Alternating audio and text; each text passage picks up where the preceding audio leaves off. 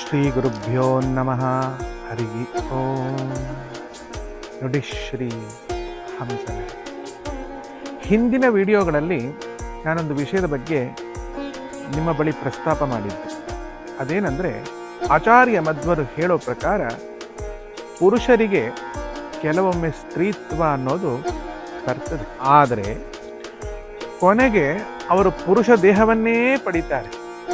ಆದರೆ ಸ್ತ್ರೀಯರಿಗೆ ಮಾತ್ರ ಎಂಥ ಬಲವತ್ತಾದ ಕಾರಣ ಇದ್ರೂ ಕೂಡ ಯಾವ ಕಾರಣಕ್ಕೂ ಸ್ತ್ರೀಯರಿಗೆ ಮಾತ್ರ ಪುರುಷತ್ವ ಅಥವಾ ಪುರುಷ ದೇಹ ಬರೋದಕ್ಕೆ ಸಾಧ್ಯವೇ ಇಲ್ಲ ಅಂತ ತಿಳಿಸಿದ್ದಾರೆ.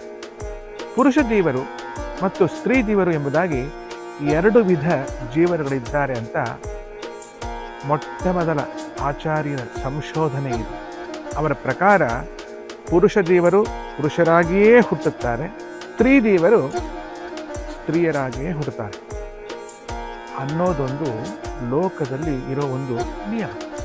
ಮಹಾಭಾರತದ ಅನುಶಾಸನ ಪರ್ವದಲ್ಲಿ ಉಮಾಮಹೇಶ್ವರರ ಮಧ್ಯೆ ನಡೆದ ಸಂವಾದದಲ್ಲಿ ಹೀಗೆ ಬರುತ್ತೆ.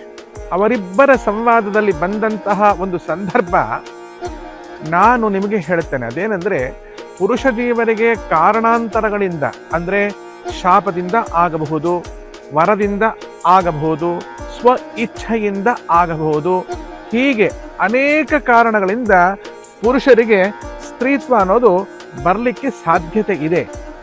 ಇದಕ್ಕೊಂದು ಉದಾಹರಣೆ ಹೇಳ್ತೇನೆ ನೋಡ್ರಿ.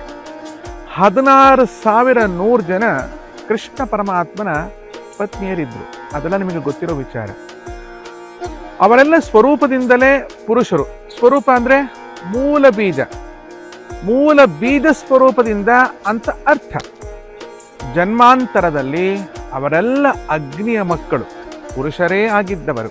ಅವರೆಲ್ಲರೂ ಅಂದರೆ ಎಲ್ಲ ಅಗ್ನಿಪುತ್ರರು ಒಂದು ಕಲ್ಪದಲ್ಲಿ ಚತುರ್ಮುಖ ಬ್ರಹ್ಮದೇವರನ್ನ ಕುರಿತು ತಪಶ್ಚರ್ಯ ಮಾಡಿ ಅವರಿಂದ ವರ ಪಡೆದು, ಹಾಗೆ ಆಚಾರ್ಯರು ಹೇಳ್ತಾರೆ ಮತ್ತೊಂದು ಕಲ್ಪದಲ್ಲಿ ವಾಯುದೇವರನ್ನು ಕುರಿತು ತಪಶ್ಚರ್ಯ ಮಾಡಿ ಅವರಿಂದಲೂ ವರ ಪಡೆದು ಪರಮಾತ್ಮನ ಅಂಗ ಸಂಗವನ್ನ ಬಯಸಿ ಸ್ವರೂಪದಿಂದ ಗಂಡಸರಾಗಿದ್ದರೂ ಕೂಡ ಸಂಪೂರ್ಣವಾಗಿ ಸ್ತ್ರೀದೇಹವನ್ನ ಪಡೆದು ಶ್ರೀಕೃಷ್ಣನನ್ನ ಕೂಡಿ ರಮಿಸಿ ರಮೆಯ ಸನ್ನಿಧಾನದಿಂದ, ಅಂದರೆ ಲಕ್ಷ್ಮೀದೇವಿಯ ಸನ್ನಿಧಾನವನ್ನ ತಮ್ಮೊಳಗೆ ಪಡೆದುಕೊಂಡು ಸಂತಾನವನ್ನ ಪಡೆದದ್ದು ಹರಿವಂಶ ಪುರಾಣದಲ್ಲಿದೆ. ಶ್ರೀಮದ್ ಭಾಗವತದಲ್ಲಿ ಇದರ ಉಲ್ಲೇಖ ಇದೆ. ಹೀಗೆ ಇನ್ನೂ ಅನೇಕ ಪುರಾಣಗಳಲ್ಲಿ ಇದರ ಮಾಹಿತಿ ಇದೆ.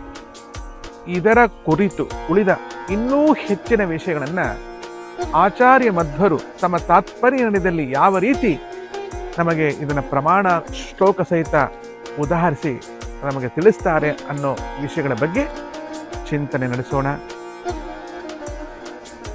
ಜೈ ಶ್ರೀ ಮಹಾ ವಿಶ್ವಮಾತಾ ಗೋಮಾತಾ.